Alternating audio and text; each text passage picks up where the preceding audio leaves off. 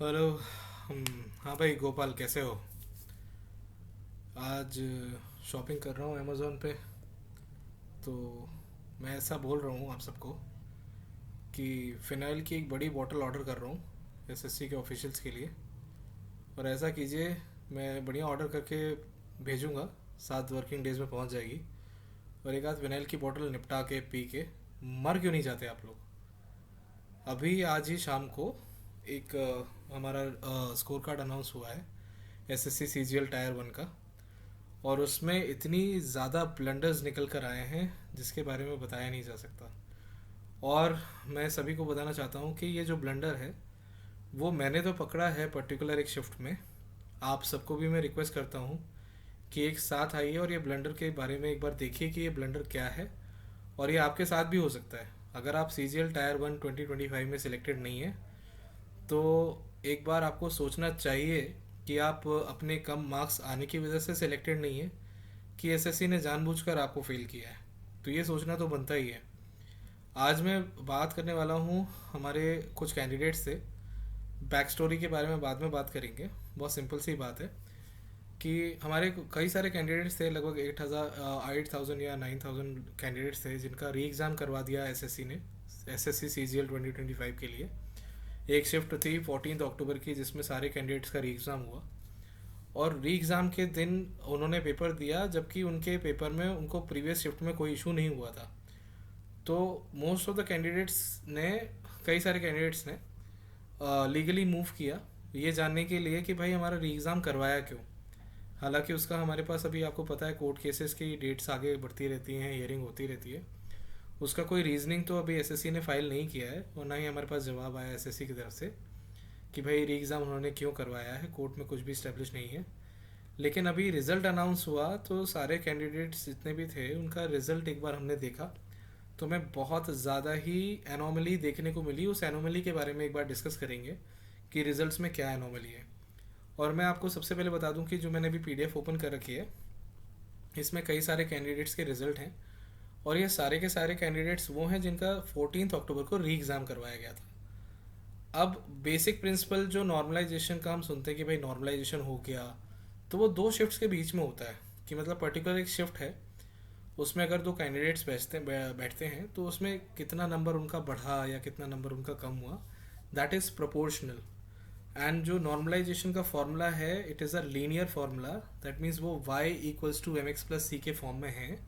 और उसका रिजल्ट अगर हम ग्राफिकली ऑप्टेन करेंगे तो एक स्ट्रेट लाइन आनी चाहिए। ये हर किसी प्रेपरेशन करने वाले बेसिक कैंडिडेट को पता है कि लीनियर फार्मूला क्या होता है, स्ट्रेट लाइन का फार्मूला क्या होता है, सारी चीज़ें पता है उनको। तो हमारा नॉर्मलाइजेशन फार्मूला भी कुछ इसी तरह का है।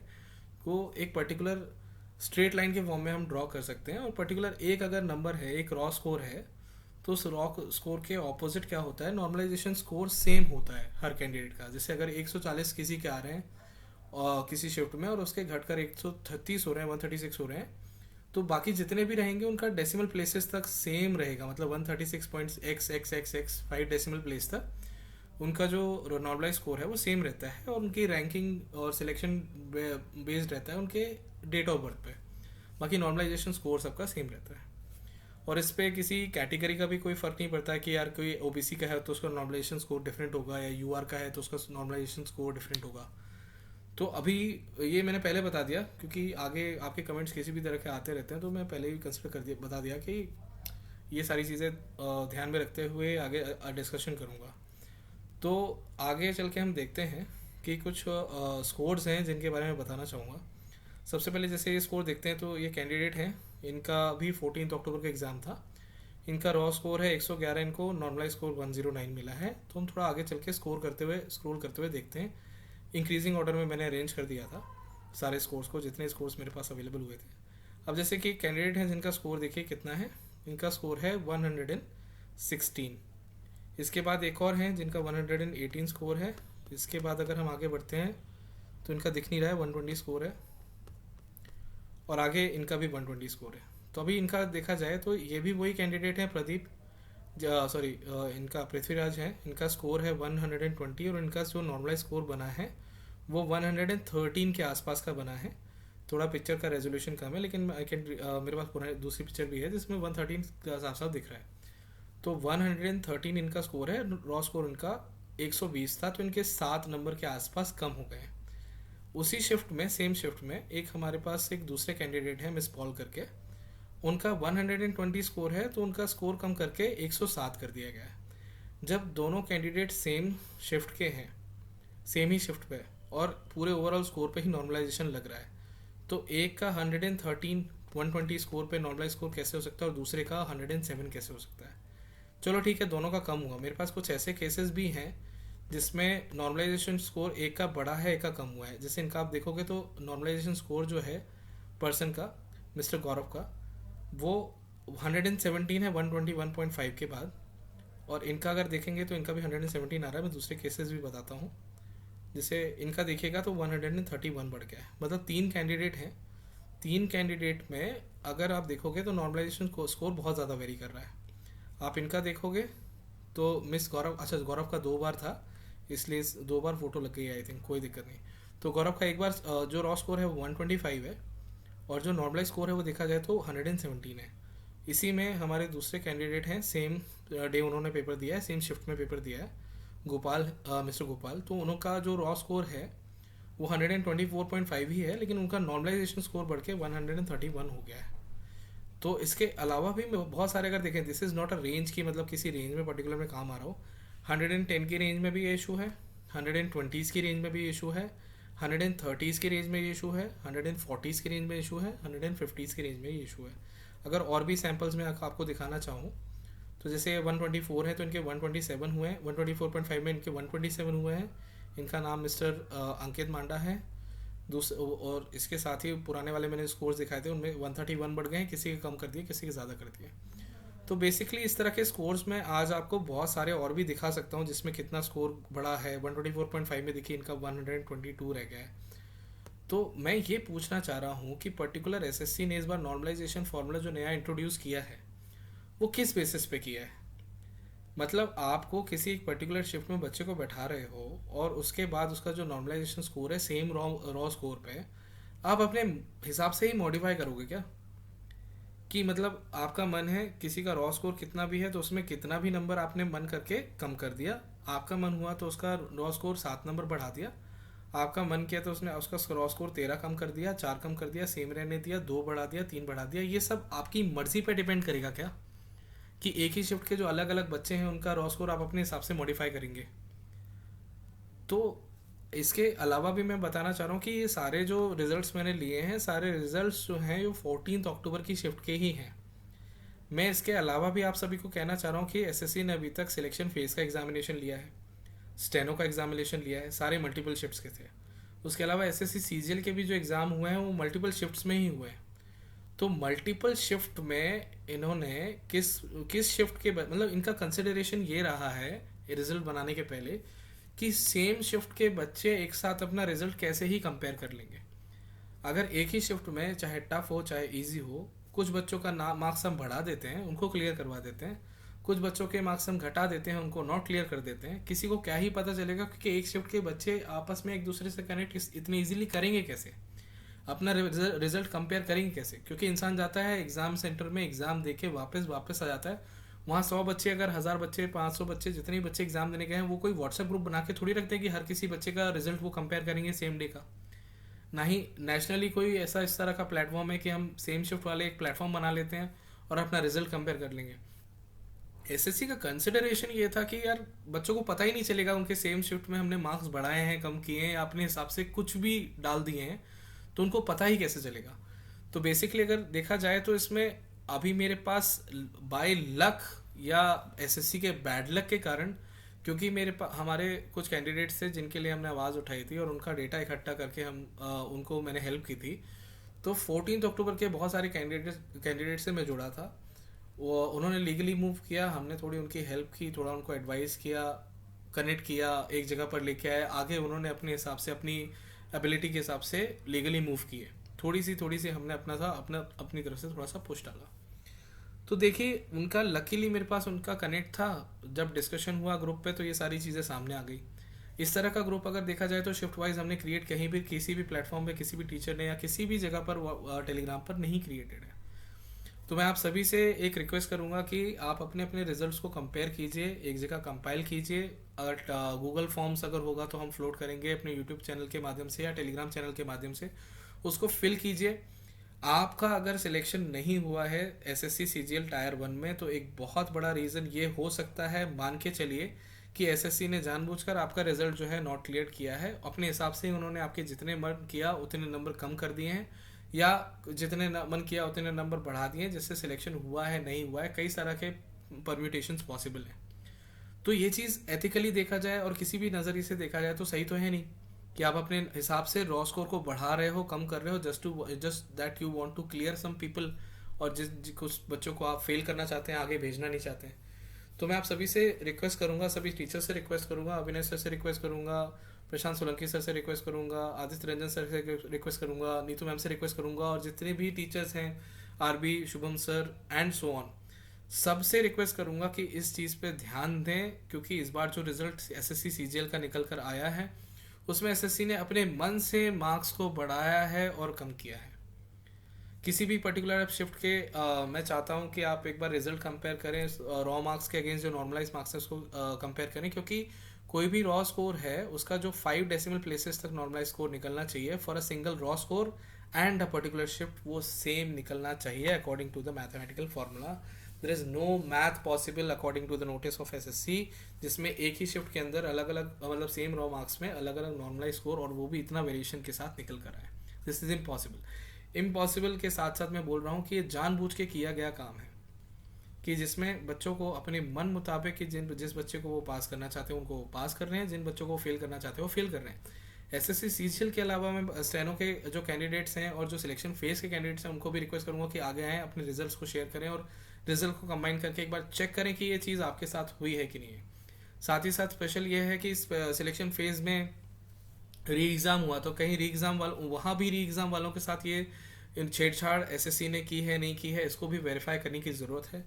तो जितने भी कैंडिडेट्स हैं वो एक बार आगे आएँ, अपने रिजल्ट को शेयर करें आपस में भी। आपको अगर इस तरह की कोई एनोमली देखने को मिलती है तो यूट्यूब चैनल में जो हमारा ये वीडियो है उस पर कमेंट कीजिएगा। मैं इस वीडियो के कमेंट्स को इस बार थोड़ा ध्यान से देखने की कोशिश करूँगा। मेरा टेलीग्राम चैनल है, उसमें मुझे एक बार देख लेंगे तो मेरे मैसेज के थ्रू मेरा पर्सनल चैट पे चाहे तो मुझे भेज सकते हैं कि यार इस तरह की एनोमली आपको भी अपनी शिफ्ट में देखने को मिली है कि नहीं मिली है। क्या है कि इन्होंने जो आपका रिपोर्ट कार्ड है, स्कोर कार्ड है, उसमें आपके एग्ज़ाम शिफ्ट को नहीं डाला है। तो इस तरह से मुझे एक्चुअली मैं लकी था क्योंकि मेरे पास सारे एक ही शिफ्ट के कैंडिडेट्स थे, तो मैंने ये अनोमली को देख लिया और इस चीज़ को मैं आपके सामने अभी रेज कर रहा हूँ। लेकिन स्कोर कार्ड पे एग्ज़ाम डेट और शिफ्ट ना होने के कारण हो सकता है ये चीज़ जनरल पब्लिक से छुपी रह गई हो कि ये सीरियस एनोमली जो रिजल्ट में है वो बिल्कुल छुपी रह गई हो। तो इस पे आवाज़ उठनी चाहिए, पार्डन मी, इस पे आवाज़ उठनी चाहिए और इस पे बात होनी चाहिए। सारे रिजल्ट्स कंपाइल होने चाहिए एक जगह पर हर शिफ्ट के, और चेक होने चाहिए कि इस तरह की एनोमली और धांधली के कारण किसी बच्चे का सिलेक्शन कहीं होना चाहिए था उसका ना हुआ हो, और जिसका नहीं होना चाहिए था उसके मार्क्स बढ़ा के उसका सिलेक्शन उसे दे दिया गया हो। बिल्कुल पॉसिबिलिटी है। अगर आपका सिलेक्शन नहीं हुआ है ज़रूर आपको एक बार अपने शिफ्ट के बाकी कैंडिडेट्स के साथ चेक करना चाहिए कि उनके साथ ये एनोमली हुई है कि नहीं है। अभी करेंटली मैंने जो आपको ये प्रेजेंट किया है पूरा केस सिनेरियो, ये 14 अक्टूबर shift of re examination SSC CGL 2025 का है। सभी से रिक्वेस्ट है कि इसको और आगे तक ले जाएं, इस वीडियो को ज़्यादा से ज़्यादा शेयर करें। अब इसमें सबसे इम्पॉर्टेंट बात मैं जो बताना चाह रहा हूँ, इसमें गलती किसकी है? सबसे बड़ी गलती जो मैं मान रहा हूँ इसमें सबसे बड़ी गलती कैंडिडेट्स की ही है। क्यों? बुरा लग सकता है सुनने के लिए, लेकिन मैंने अपने लास्ट वीडियो में एक फॉर्म शेयर किया था जिसमें मैंने बोला था कि आपको एसएससी के एग्जामिनेशंस में किसी भी तरह की इशू हुई हो तो मैंने एक लिंक दिया हुआ है, उसमें 5-6 तरह के फॉर्म्स हैं। उन फॉर्म्स को आप पढ़िए और उस फॉर्म्स में फिट होती हुई आपको कोई भी, देखो जनरली अगर देखा जाए तो 70% कैंडिडेट्स जो एसएससी के एग्जाम इस बार दिए हैं उनको इशू हुआ है, 70% लोगों को हुआ है। और उनको अगर इशू हुआ है तो एक जगह पर जिन्होंने इशू सबमिट किया है कि भाई मुझे इशू हुआ है, मतलब एक जगह सबमिट नहीं किया है। तो मेरा लास्ट वीडियो जो है उसमें जो मैंने लिंक्स दिए थे वो मैंने इस वीडियो के डिस्क्रिप्शन में भी डाल दिए हैं। अपने हिसाब से प्लीज़, सबसे बड़ी गलती यही है कि हमारे पास एक यूनाइटेड स्टैंड नहीं है किसी भी इशू के अगेंस्ट। तो अलग अलग तरह के जितने भी तरह के इशू हुए थे मैंने उसका एक गूगल फॉर्म बना दिया है। एक लिंक है, आप उसको लिंक को क्लिक करोगे, लिंक को क्लिक करने के बाद आप उसमें देखोगे कि उस फॉर्म को कैसे फिल करना है, उसकी एक वीडियो भी बनाई गई है, उस वीडियो को पहले देख लें और अपना जो फिट हो रहा हो आपके इशू के हिसाब से फॉर्म, उस फॉर्म को अच्छे से फिल कर दें। मैंने जो वीडियो बनाई थी उस वीडियो का लिंक, उसके नीचे जो फॉर्म है उसका लिंक, और जैसे जैसे फिल करना है उसका सारा डिस्क्रिप्शन मैं इस वीडियो के डिस्क्रिप्शन के नीचे डाल दूंगा। आप सभी से रिक्वेस्ट है कि एसएससी के जिस भी एग्जामिनेशन 2025 में जितने भी एग्जामिनेशन हुए हैं उसमें किसी भी तरह का कोई इशू हुआ हो, प्लीज़ आप वो फॉर्म फिल कर दें। मैंने लास्ट टाइम जो फॉर्म डाला था उसमें ज़्यादा लोगों के रिस्पॉन्सेज नहीं थे। अगर आपको लगता है कि आपके साथ ये रिजल्ट वाला भी इशू हुआ है तो मुझसे मेरे टेलीग्राम पर कनेक्ट कर सकते हैं। अदरवाइज़ आपको एसएससी के एग्जामिनेशन में जो पुराने इश्यूज़ थे वो सारे हुए हैं, तो प्लीज़ अपने इश्यूज़ को बिल्कुल फॉर्मली, जैसा मैंने अपने वीडियो में लास्ट वीडियो में बताया है, पूरी डिटेल के साथ उसको फिल करके सबमिट करें। अगर आप ही सबमिट करते नहीं रहेंगे तो ये जो एसएससी के मतलब कुल मिला के एडिक्विटी के दलाल हैं, उनके भड़वे हैं, ये सारे के सारे इसी तरह से काम करते रहेंगे और आपके रिजल्ट में इसी हिसाब से मनमानी अपनी जो छेड़छाड़ है वो आगे कंटिन्यू रखेंगे। जैसे आप देख रहे हैं 125.5 खोला हुआ है, इसमें 125.56 है, और अगर आप नेक्स्ट में देखोगे तो इस बच्चे के नंबर कम कर दिए गए हैं।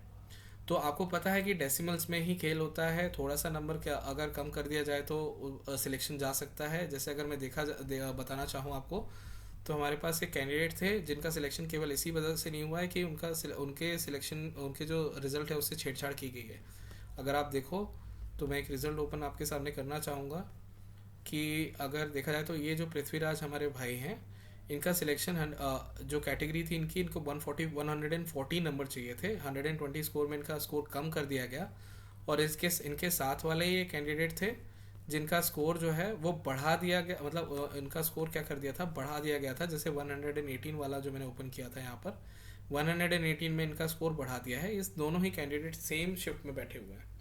तो मतलब अगर इन कैंडिडेट का बढ़ा दिया गया है और भले इनका सिलेक्शन हुआ हो ना हुआ हो ओबीसी कैटेगरी से, अगर इन कुल मिला के सेम ट्रीटमेंट अगर पृथ्वीराज को मिलता तो आज उनका मेंस में बैठने के लिए सिलेक्शन हो चुका होता। तो ये एनोमली छोटी नहीं है, ये बहुत बड़ी एनोमली है।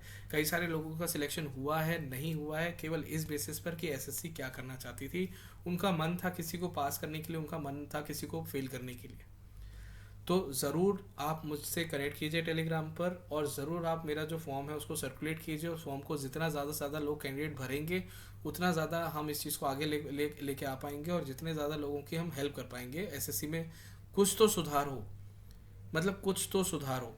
अरे चीज़ें हो रही हैं, लेकिन अगर मैं देखने जाऊँ तो कई सारे कैंडिडेट्स हैं जो सामने ही नहीं आ रहे हैं।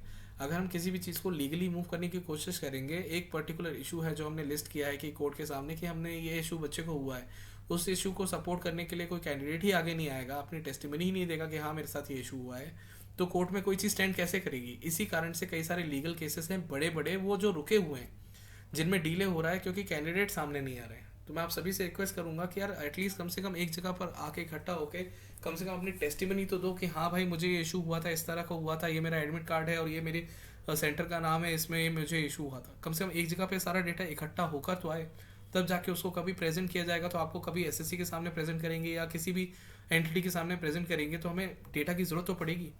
इस तरह के जो खेल हैं कैंडिडेट्स के साथ पहले भी होते आ रहे हैं, पूरे साल मतलब पिछले साल से ही होते चले आ रहे हैं और आगे भी होते चले आएंगे। अगर देखा जाए तो हर तरह के इशू के लिए एसएससी की हिम्मत धीरे धीरे बढ़ती ही चली गई है। मेरा बोलने का मन बहुत है आज। आज मैं चाहता तो और थोड़ा भी बोल सकता था, लैंग्वेज भी मैं अपनी बैरियर क्रॉस कर सकता था आज, लेकिन मन नहीं है। लेकिन आप सभी से मैं रिक्वेस्ट करूंगा कि मेरा फॉर्म ज़रूर भरिए, डिस्क्रिप्शन चेक कीजिए, डिस्क्रिप्शन में मैं सारी चीज़ें डाल दूंगा। इस वीडियो को जितना ज़्यादा से ज़्यादा शेयर कर सकते हो करो। और भी ये लिमिटेड है, लेकिन मेरे पास और भी नीचे स्क्रॉल करता जाऊंगा तो आप देख रहे हो बहुत सारे और भी एविडेंसेस अवेलेबल थे, लेकिन मैंने वहाँ नहीं बताए हैं। एसएससी ने अपने मन से मार्क्स बच्चों के बढ़ाए हैं और घटाए हैं। तो आप भी अपना स्कोर ज़रूर चेक कीजिएगा। और इस तरह की जो चेकिंग है apart from this single shift of 14 अक्टूबर सारी शिफ्ट्स के लिए होनी चाहिए। सारे टीचर्स से रिक्वेस्ट है इस चीज़ को ज़रूर पिकअप करें, और इस चीज़ को जितना ज़्यादा पिकअप करेंगे उतने जल्दी से जल्दी हम ये डिसाइड कर पाएंगे कि ऐसे बच्चे जो जिनका रिजल्ट होना चाहिए था क्लिमेंस के लिए, उनको परमिशन मिलनी चाहिए थी, मेंस के लिए उनका नाम आना चाहिए था, उनका नहीं आया। हम ट्राई करेंगे कि इस रिजल्ट को रिवाइज किया जाए, लेकिन उसके लिए सबसे ज़्यादा ज़रूरी है कि इस टॉपिक को पिकअप किया जाए। थैंक यू एवरीवन, इतना ही बोलना चाहूँगा। ज़्यादा प्लान मैंने वीडियो किया नहीं था क्योंकि बच्चों से ज़्यादा बात करने में मेरा समय चला गया। तो जितना ज़्यादा हो सके मैंने जो बातें बोली हैं उसको फॉलो करें। It's humble request. Thank you, good night, जय हिंद।